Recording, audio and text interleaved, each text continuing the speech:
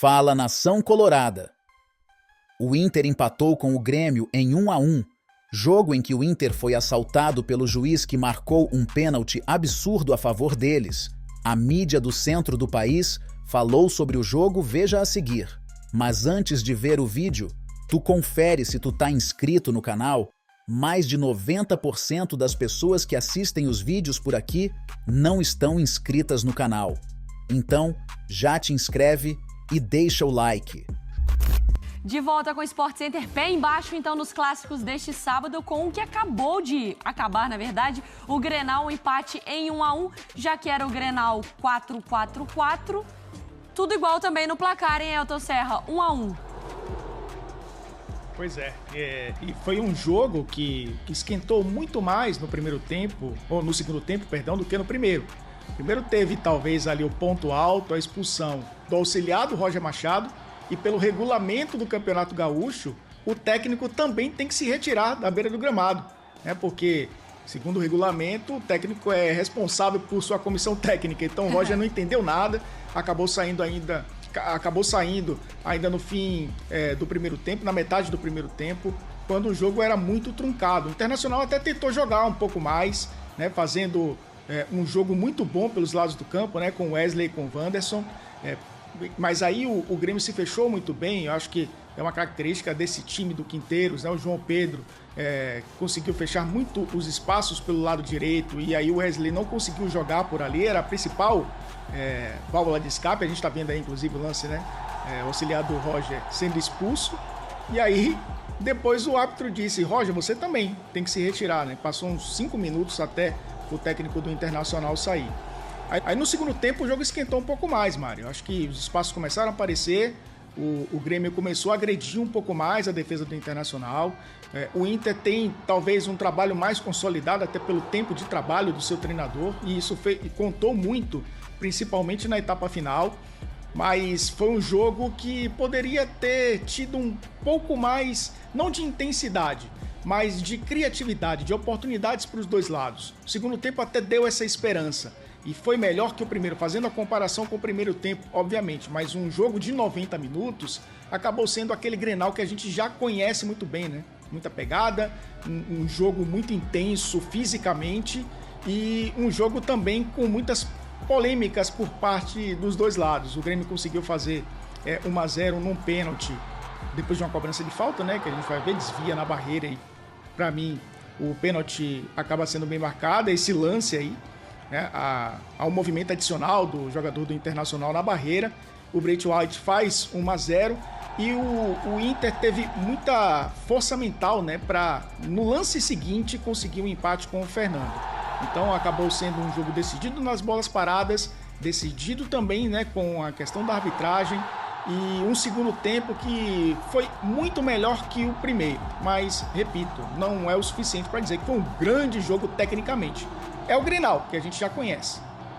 A gente está vendo o gol, então, do Grêmio, com o Braithwaite fazendo a cobrança, e na sequência, né, o Grêmio ainda comemorava a vantagem no placar quando o Internacional consegue o empate e comemora também. A verdade, Elton, é que me deu a sensação ali, eu acho que essa palavra da força mental foi exemplar, porque o Inter, ele até, a gente mostrava aqui nos melhores momentos, antes do gol do Grêmio, teve oportunidades, né? O Borré tentando de um jeito, a bola sobrava dentro da área, era uma bola cruzada, fazendo o goleiro tendo que trabalhar bastante, mas não necessariamente conseguindo abrir o placar. E aí toma um gol do seu rival na casa, né? Na casa dele, na casa do Grêmio. E aí consegue dar uma resposta bem rápida, né? Também não se abater na partida. A gente tem uns números do jogo que mostram, então, esse empate, né, com 13 finalizações do Inter, mais que o dobro, né, do que o Grêmio, com 5 no alvo e só uma no alvo para o lado do tricolor gaúcho, 4 e 5 escanteios, faltas cometidas, o Grêmio pelo menos conseguiu cometer menos faltas, então foi mais comedido. O Internacional teve oportunidades, mas quem abriu o placar e talvez aproveitando umas estocadas ali no contra-ataque era o Grêmio, Elton. Sim, e partindo das formações, né? Porque os dois técnicos estão muito próximos de encontrar as suas formações ideais. Acho que a gente está falando aqui no início de fevereiro para um campeonato brasileiro que começa em março. Então, é lógico que esse processo precisa ser acelerado. No Grêmio, o Grêmio que vinha de 3 goleadas antes do jogo contra o Juventude, e essa sequência acabou sendo difícil para o Grêmio, né? Perdeu para o Juventude, e aí perdeu a invencibilidade na temporada, e empata com o Internacional. 2 times de Série A, o patamar técnico é elevado, e aí o Grêmio é mais exigido, né? E conseguiu, pelo menos no segundo jogo, dar uma resposta melhor. E aí, partindo dessas formações, né? Vilhaçante e o Dodi, os 2 volantes do Grêmio. Os caras técnicos para saída de bola, para transição rápida.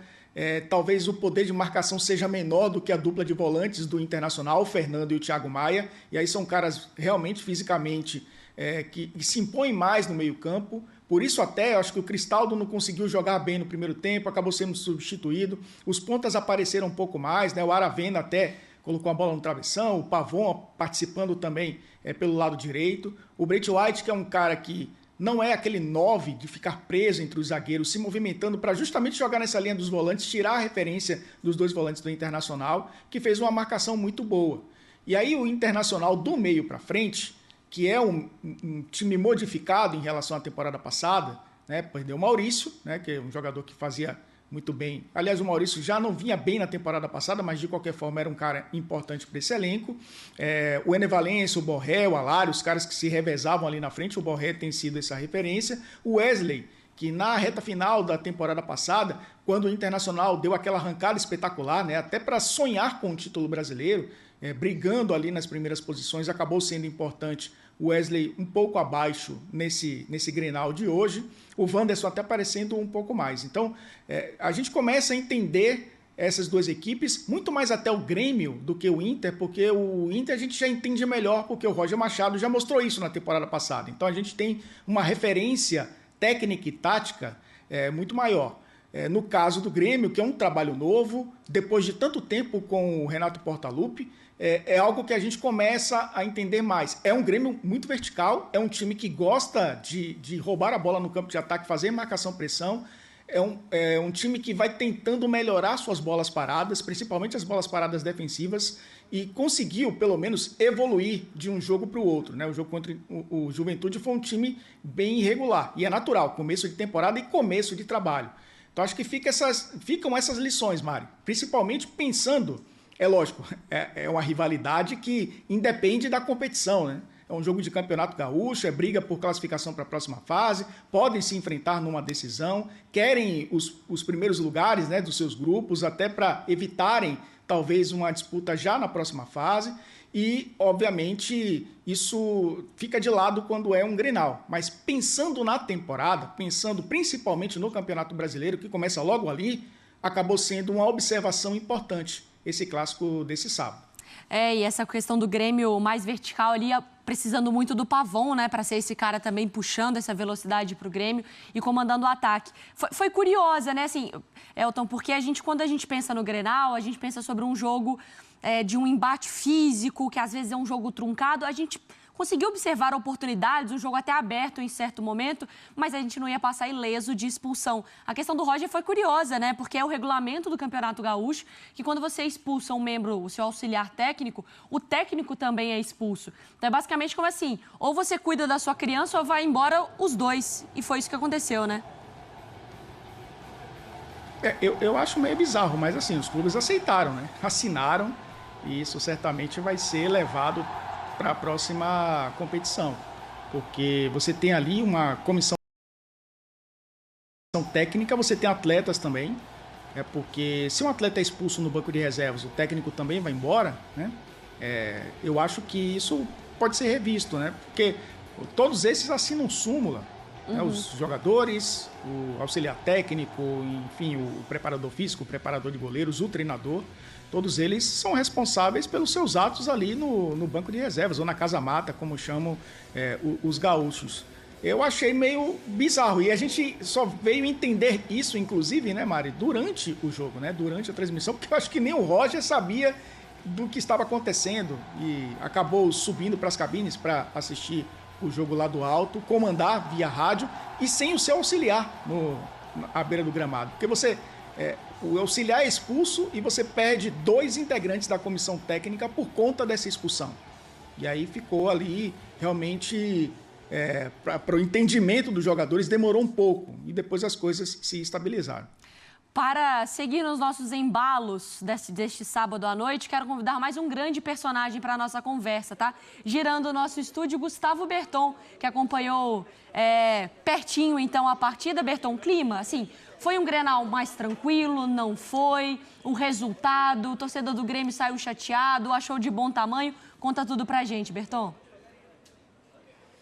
Oi, Mari, tudo bem? Abração para você, para todo mundo que está acompanhando. Grenal nunca é tranquilo, né, Mari? Como você falou, não dá para passar ileso nem de uma expulsão, nem que essa expulsão seja no banco de reservas. Nunca é um Grenal tranquilo, sempre é um Grenal, um jogo muito nervoso, onde os nervos ficam à flor da pele. A gente viu isso no início da partida, né? Muita reclamação, principalmente por parte do banco do Inter.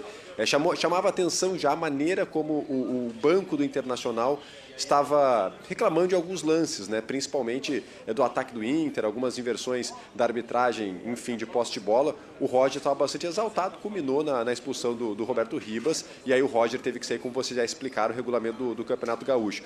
Mas justamente no momento, né, que o Inter era melhor no jogo, o Inter criava as principais oportunidades, o Grêmio teve uma chance com o Pavon, é verdade, já no final do jogo, mas naquele momento o Inter era melhor na partida. E o Inter foi melhor durante todo o jogo. O Roger, ainda mesmo à distância, conseguiu organizar o time do Internacional, mas aí veio o pênalti cometido pelo Wanderson, né? E o Grêmio, que tanto falou do VAR no início do campeonato, teve agora o VAR intervindo a seu favor. Não estou nem entrando no mérito se foi ou não, porque eu só pude ver o lance uma vez, acredito até que tenha sido pênalti, mas o fato é que o Bright White cobrou. Primeiro dinamarquês a marcar um gol na história de Clássico Grenal.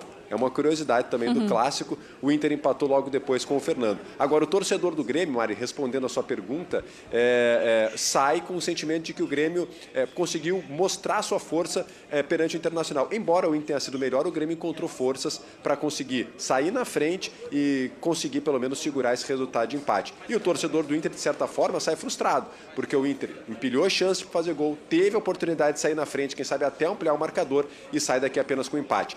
Sabe quem, Mariana Spinelli, que está rindo de tudo isso?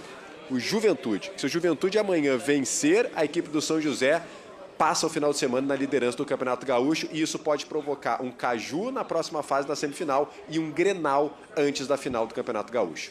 Gustavo Berton, se a gente tiver mais um Grenal, eu vou ter que falar com a chefia da ESPN, que eu não posso mais fazer programa com o Berton. Para quem não está acostumado, no Sport Center da manhã, que é o que eu apresento lá todo dia 11 horas da manhã, o Gustavo Berton tem 3 meses, o Grenal é daqui 1 bilhão de anos. O Berton já está me avisando. Então a gente pode, com combinação de resultados, ter mais um Grenal no nosso caminho, Berton? Vamos falar do Grenal 445, Mari? O que você acha? A gente fala de um Grenal que ainda não está nem certo o que vai acontecer. Não é possível. Não, por enquanto, vamos se concentrar nesse, porque tem muita coisa para esclarecer ainda. Tem as entrevistas, né? O Gustavo Quinteiros vai falar a respeito do seu primeiro Grenal, ele estreou. O Roger teve toda essa recepção da torcida do Grêmio, acabou saindo antes de terminar o jogo.